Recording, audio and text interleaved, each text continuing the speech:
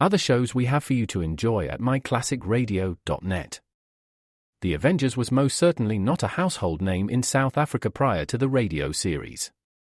With no national television service until 1976, the mechanism simply was not present in the country to show television programs to mass audiences. While many other countries reveled in the filmed adventures of John Steed and company, South Africa was not equipped to join in the fun. The series took Britain by storm and made a major impression in the American markets, being that greatest of rarities, a British series given a network transmission slot. However, as a filmed series, rather than a videotaped one, The Avengers was able to gain a modicum of exposure in South Africa through film rentals. Come and listen at myclassicradio.net.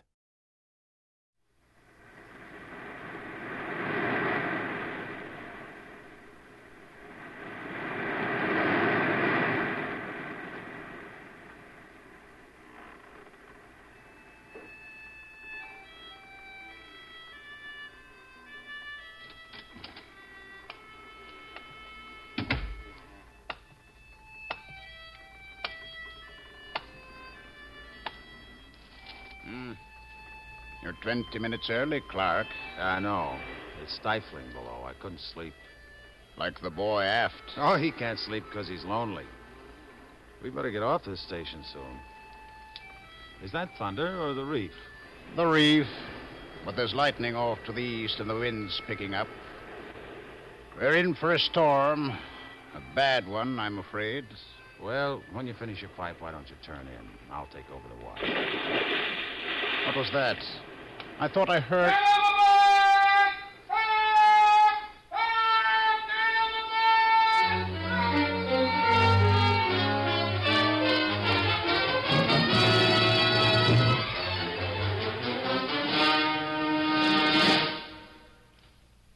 The CBS Radio Workshop, dedicated to man's imagination, the theater of the mind. Today, Lightship, based on the novel by Archie Binns and adapted for radio by Draper Lewis.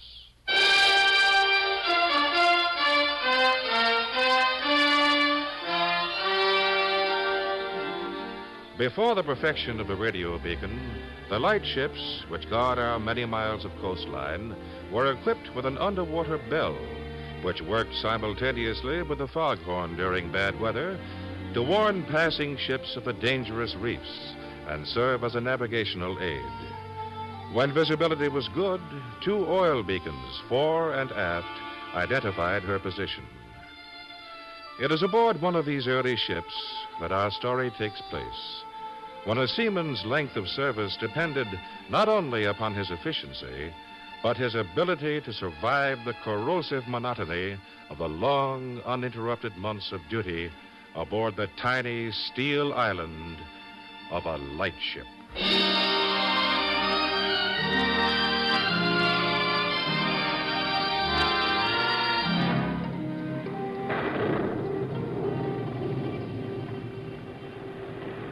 Well, who was the last one to see him?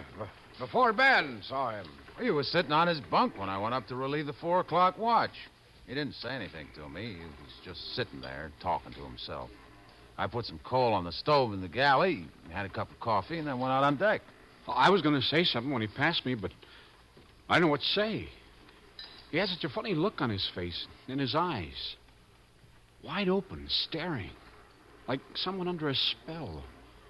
Or like a dead man. Barometer's dropping fast, Mr. Hanson. I want a man put forward to keep a constant check on the snubbing gear. If we ever broke loose from our mooring, this wind would push us right on top of the reef. Ship's company all present? There's a fireman on duty in the engine room and a man on the bridge. 2 below sleeping, Captain. Mr. Gill, will you take the forward watch? I've had no sleep all night long. And besides, Clark was supposed to be on watch. Get off my back, will you? You're worse than an old woman, always belly aching, complaining you're doing more work than anybody else aboard. Clark, shut up. Mr. Gill, you heard my order? Yes, I heard you.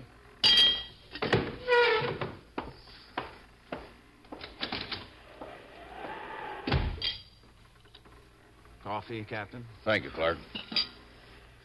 At approximately 3:42 a.m., we lost a man overboard. I want to know why.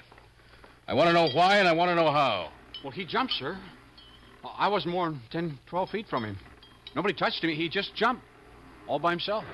I heard the boy cry out, but by the time I got there, Clark and Mr. Hanson had already tossed over a line, and he was gone. He left these shoes by the companionway. They were his Sunday best. I guess he didn't want to get them wet. Well, he was crazy. All he talked about was what he was going to do when he got ashore. Everyone knew he was crazy, sir. Obviously, you know a great deal more about this than I do, Ben. Now, suppose you start at the beginning. Well, there's no place to begin, sir. It's just part of everything else that's happened on this trip. You know, about the oil for the beacons and how everyone else been getting on everyone else's nerves. I want to hear the whole story, Ben. If I'd known it was going to be like this, I never would have signed on in the first place. I thought we just came up to this station for 5 or 6 months and did our job and then went back to Seattle. Nobody told me we'd be stuck like this for almost 9 months now. Now, it's not always this way, Ben, my lad. I told you that. Sure, you told me. And a lot I could have done about it. You told me when the relief was already a month late. And to make it worse, the fog came in. I don't care what you say. We've been stuck out here way too long now. If it weren't for my concertina... Well, you're young, Ben. You'll learn. This is your first hitch, isn't it? Aboard a lightship, yes. It's going to be my last, too. It's not always as rough as this, Ben. Look at me. I've been doing lightship service half my life. 20 years aboard this self-same ship, and I enjoy it. This is an important station. That reef is only 1.5 miles to the starboard, and in rough weather or in a fog, a lot of ships would break up on it without our lights and our whistle and band.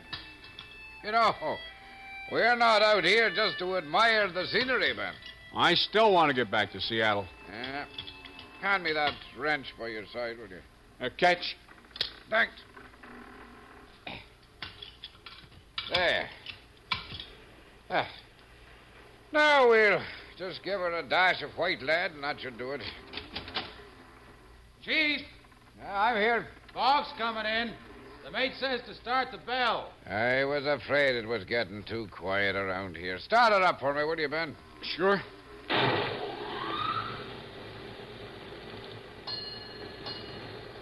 How far away can a ship hear our signal, Chief? Oh, it can be picked up as far away as 14 miles under perfect weather conditions.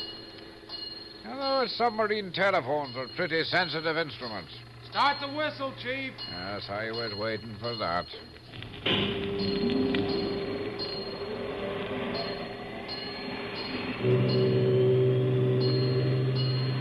When I'm asleep and that thing goes off, I go straight up in the air every time. I don't even hear it anymore. Of course, it can get a mite on your nerves if you're fogged in for a week or so. A week or so? Oh, you're kidding, I hope. Oh, it's a terrible sound the way it goes right through you. This fog couldn't last a week. Could it, Chief?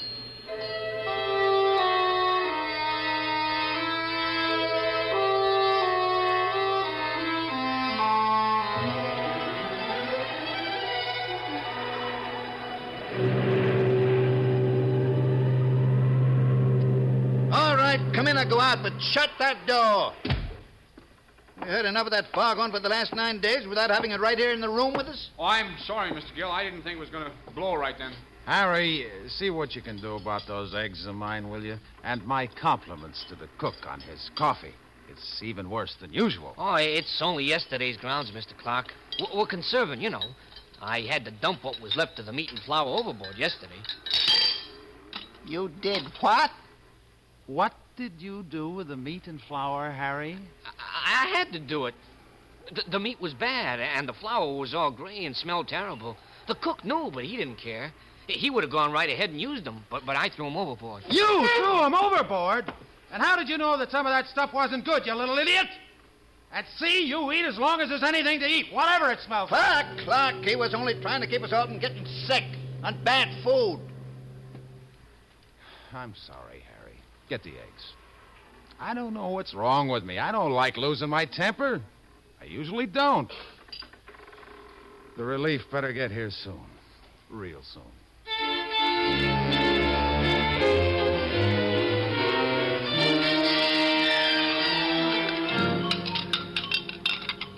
Harry, I want to talk to you. Boy, I never knew that fella Clark had such a temper. He could hurt you bad if he ever hit you. He's built, really built. Harry, you talked about the meat and flour. You promised me you wouldn't. Now, why don't you go below and get some rest, huh? I'll finish up here, Cook. You don't like me, do you, Harry? You want the captain to lock me up in the hole, don't you? That's why you talked about the meat and flour when you promised me you wouldn't. When are we going back to Seattle, Harry? Are we going soon? I don't know when we're going back, but running low on food's never going to make the captain leave this station. As long as we got coal to make those engines run and blow the whistle and ring the bell, as long as there's oil for the beacon lamps here, we stay until the relief comes to take our place. And who knows when that's going to happen. Somebody's got to tell him, Harry. Somebody's got to do something. You and I can do something, can't we, Harry? Cook, here. I have a movie magazine for you. You can have it if you go below and get some sleep. I don't want to sleep. I can't sleep. I just lie there and listen to the foghorn. Is it a new magazine? Why didn't you give it to me before? I suppose it's been here for months and you didn't bother giving it to me when you know it would give me a few minutes of happiness. Cook, you want it or not. If you don't, I'm going to give it to Mr. Gill. He likes to read. No, please. Don't let him have it. You wouldn't take it away from me, would you? You know how I suffer with nowhere to go and nothing to do. Give it to me, and then, Harry, maybe I can read myself to sleep.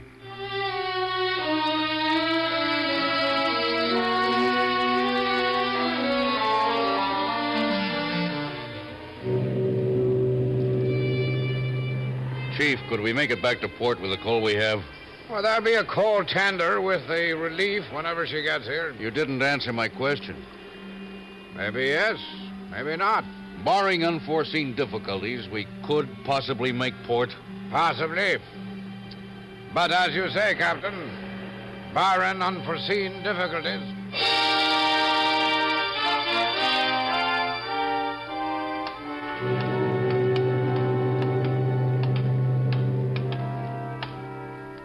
Harry says the cook just lies in his bunk like a dead man, doesn't move. He just lies there. He'll be all right as soon as he gets ashore.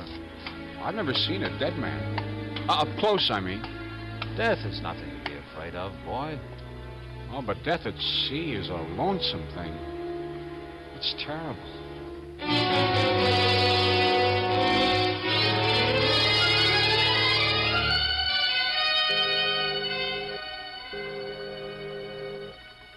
Listen.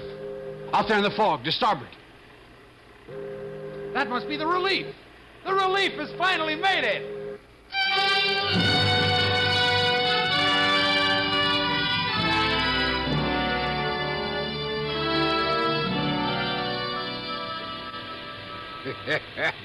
Have you ever seen anything prettier in your life than that sunshine this morning when the fog finally rolled out to sea, eh? And isn't that relief the most beautiful sight you ever saw, Captain? Isn't she a sight to behold now? She's obviously lost her tender. Still think we can make it on the coal we've got? We'll make it if I have to feed that coal in a lump at a time with my bare hands. Here's your megaphone, Captain. They must be going to toss some ale over. There's a man on the aft deck. Hey, Clark! Look at that cook. He's all dressed up in a blue suit. He must think we're in Seattle already. He's coming in close on this run, Clark. Catch the line that sailor's throwing. Watch out for the weight band. Kiss me! Got it! I hear you, Kennedy. You have to hold on. What? You have to hold on. We're going to Swift Shore Station. We'll be back as soon as possible. Captain Kennedy, you must relieve us now. Swift Shore is in trouble. We can't do it any longer.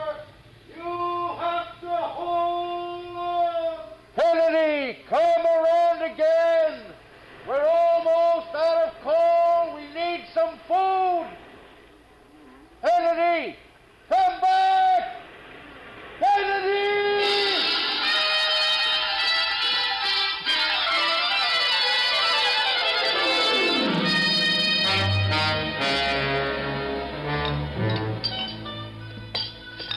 According to this report, the Swiftshore went adrift in a gale. Pulled her snubbing gear clean through her nose and went aground. I hope that storm doesn't hit us. I'd hate to think of piling up on that reef. I had to lock the cook in his stateroom. Took 3 of us to get him below. How long you think it will be before the relief gets back to us? I only wish I knew. But until she does, we have a job to do, and we're going to do it.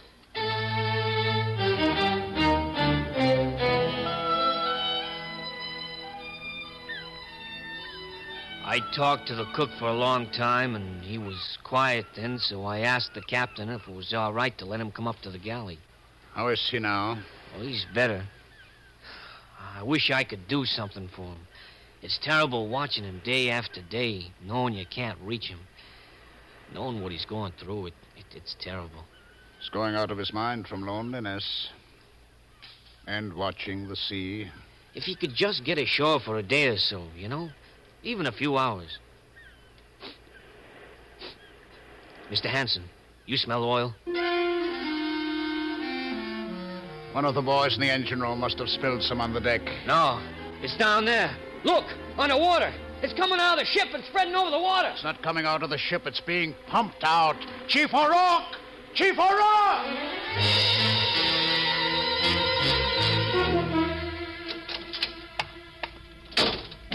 Ben, what are you doing down here with that oil? I told you just to fill the cups. I haven't touched the engines in over an hour. I just did what you told me to Are do. you lying, you little sneak? For 2 cents, I'd drag you up to the captain right now and tell him what you've done. Don't you know we need every drop of oil we have? Will you listen to me when I tell you I haven't touched the oil? Look at the drums yourself if you're so smart. Go on, Mr. Smarty O'Rourke. You think you know it? Don't you ever use that kind of language with me, mister. I'd break you in two with my bare hands. Oh, we've taken a lot from you on this trip, but I've not taken any more. And especially not any of your smart talk. Now get out of this engine room and don't show your face down here again. O'Rourke, up here. It's the lamp oil. Somebody cut the lashing and emptied it in the scuppers.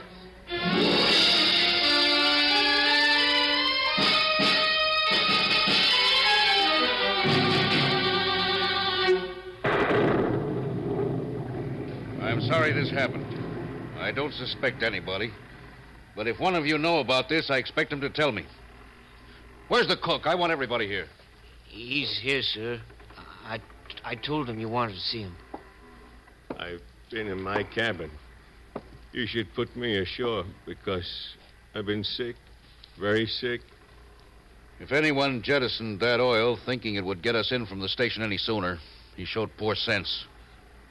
Whatever happens, we're here till Swiftshore is repaired and the relief comes back. Now, we've been on station a long time through no one's fault. I don't want to punish anyone. But our first consideration is to give light to other ships. And we must be careful of the little oil we have left. Until we are relieved, there are to be no more lights in the cabins. That's all I have to say.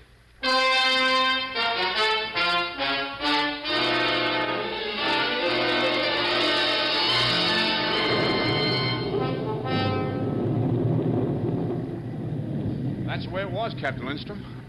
If some of the lights in the cabins had been on, it wouldn't have been so dark back there in the stern, sir, but nobody went anywhere near him. I guess maybe he just made up his mind he couldn't stand it any longer and went ashore. Yes, I guess that's just what he did, Ben. Now, Chief, you can put those shoes in the forward locker. I can. Hey, Clark.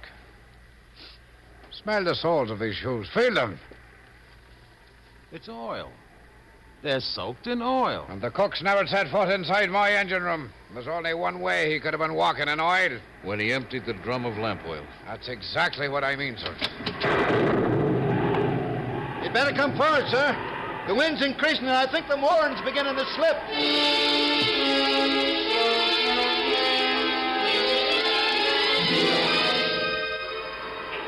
Stand back. She's bucking hard again. She takes much more punishment like that, sir. She'll pull through the snubbing gear just like the Swiftshore. There's no way we can get a bearing now to know if she's dragging either. Better tell the chief to start the engines and run them at half speed. That'll take some of the strain off the mooring chains and help keep us on station. Right, sir.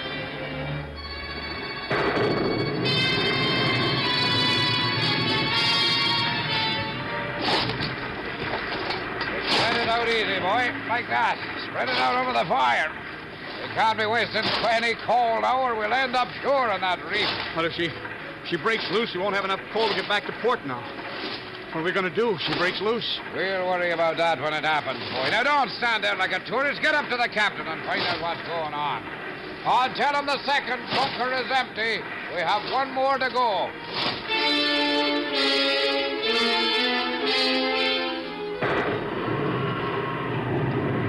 We're shipping water fast, sir. Both pumps going, but she's filling up like a bathtub from those seas breaking in over the port rail. Well, we can't head her into the seas. It'll take too much coal.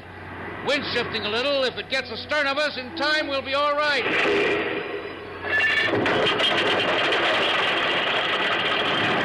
Broken loose, sir! We're adrift!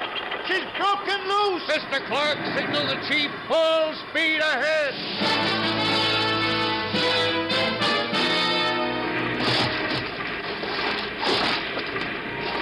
Then, lad, then.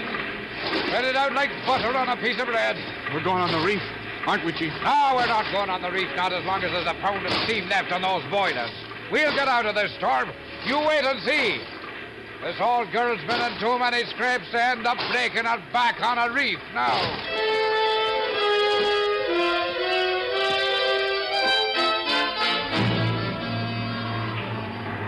They can't do it in this wind, Mr. Hanson. They'll both be washed overboard. If anyone can do it, Clark can, sir. He's the strongest man aboard. And Mr. Gill's out there to show him how to make it fast. If the wind shifts back to starboard, it'll carry us right on the reef in spite of our engines. That's the chance we have to take, sir. The wind's in our stern now. If she only stayed there for an hour or so, we'd be out of this and away from the reef. We got to take the chance, sir. Well, we have no other choice. We must leave our station and head for home. Tell him to go ahead, Mr. Hanson. It's the craziest idea I ever heard of in all my years at sea, but it just might work.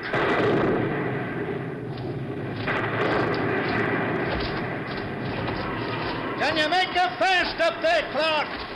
Take another turn around the mast. We don't want her to split right down the middle. I think she's going to hold now. Stand clear. I'm coming down.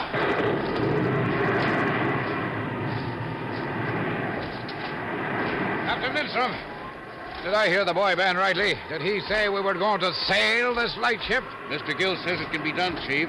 No one knows exactly how she'll behave, but we're going to try. Clark and Mr. Gill are bending on the sails now. We'll soon know how she takes to it. And what am I supposed to be doing with my engines down there, sitting and twiddling my thumbs? What about the coal we have left? We'll need the engines, too, to get out of this and home to Seattle, Chief. Now, you just make sure you don't let us down.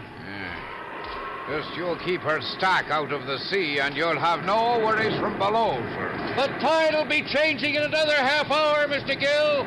We could be on our way home then. Aye, sir. We will be. Anything else, Chief? I know, sir. I'll be getting below again. Oh, I just wanted to say... Yes, Chief? Well, if we do pull out of this and make port... just don't go saying it was your lousy half-baked sails that did it.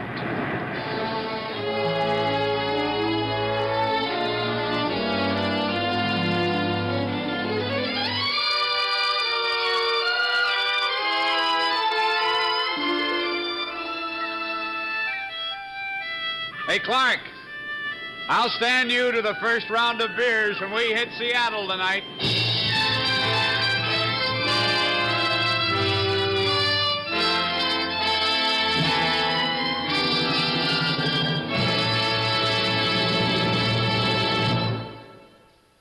You have been listening to the CBS Radio Workshop and Lightship by Draper Lewis, based on a novel by Archie Binns.